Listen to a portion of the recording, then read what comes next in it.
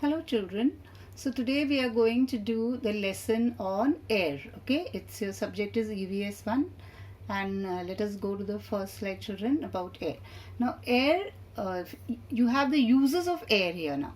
Air is used in bicycle, car, aeroplane, tires. Okay, it is also used in footballs, balloons, etc. So you can see here children, this man is pumping air in the bicycle tire, here in the car tire, and over here he is blowing the balloon, and you can see even in your football you have to put air like that. Okay, so these are, then there are of course many other uses of air, but the main are these. Okay children, and now we go to our next slide. Yeah, air is everywhere. Now we cannot see air, but it is everywhere. Now let us do an experiment to prove this. Okay children, so let us come to our experiment now children. I will be showing you an experiment. Okay, now if you look at this glass over here, it is empty. Okay, can you see there is nothing in this glass, right? Okay, around here also you cannot see anything. Can you see anything around here? Nothing. But you know that air is everywhere. That means air is present. Okay, so I will prove to you that air is there in this glass also. Okay, so look carefully now. Now look, I am putting this glass now. Look here. Now is the water going inside the glass? No. See, can you see? See, the glass is being pushed up. The water is not entering the glass at all. Now why is the water not entering the glass children? Because there is air there and it is not allowing the water to enter. Now if I want the water to enter the glass, see what I do. I will just tilt the glass. Okay, please look, see. Can you look at the bubbles there? Can you see the bubbles? Can you see? And then see the water entered the glass. Once again I'll show you. When I'm putting it straight like this, the air is pushing the water out. It is not allowing the water to go inside. But once I tilt it, see, you can see the bubbles. Now these bubbles are nothing but the air that is coming out of the glass. And now I have a glass full of water. Can you see now children? So this proves that air is everywhere and air is also in this glass. Okay, so we say it's empty but there is air over there. Okay children, now we go to the next slide there. Let us look now. Yeah, so air is everywhere. So even if the vessel looks empty, it contains air. When you put the mouth of the vessel in the water, the air inside pushes back the water so that it does not enter the vessel. But when you tilt the vessel, air comes out in the form of bubbles and water enters into the vessel. Since air is lighter than water, it escapes in the form of bubbles. Even when you are boiling, see now when mummy boils water like that, what happens? The air that is dissolved in the water, it starts coming out in the form of bubbles. Okay, you will see the bubbles coming out. Now we go to the next slide children. Now what is atmosphere? Atmosphere is the thin layer of air that surrounds the earth. So you can see this thin layer of air. You can see 1, 2, this is a full, all the layers of air. So this layer of air is called the atmosphere.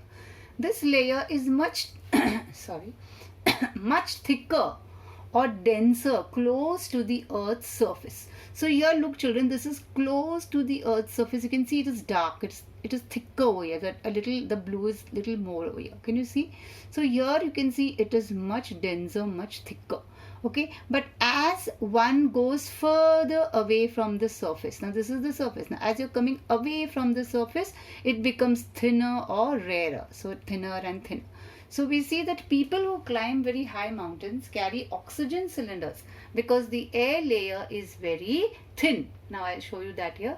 Yeah, you can see here, see this man is climbing mountains. So see, he's having this oxygen, okay, with him, because you are going away from the earth's atmosphere. So naturally the atmosphere becomes thinner, the layer of air becomes thinner. Now what is atmosphere? The thin layer of gases that surrounds our planet, that is the atmosphere. Gases means air. Air is a mixture of gases. Now weather is the condition of the atmosphere at a certain place and time. Atmosphere is nothing but air. So when the air blows very, very fast and all, then you have a storm, or you'll have the weather will be windy. But when it is nice, cool, and then it is breeze. There's a cool breeze, so it is gentle at that time. So that is the condition of the atmosphere. Our atmosphere makes life possible on our planet. provides us with oxygen, keeps surface warm so water can exist as a liquid. It protects the surface from dangerous radiation from the sun. It protects us from meteorites or rocks from the space. So this is what the atmosphere does for us. Okay, children. Now we go to the next slide there. Yeah. What are the constituents of air, children? What is there? I told you air is a mixture of various gases.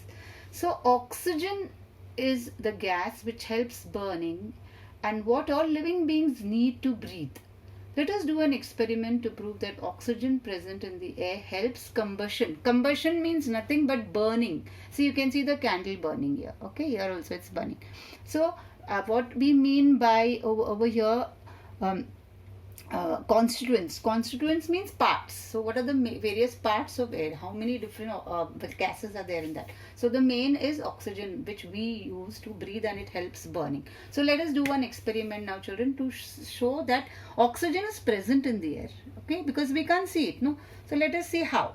Now here is a candle. Okay, look, children, here the candle is burning, right? So naturally, if there was no oxygen in the air, the candle wouldn't burn, children. Okay, this is very important. So now the candle is burning. Now I will show you what happens. I have a little bit of water I'll put over here, down here.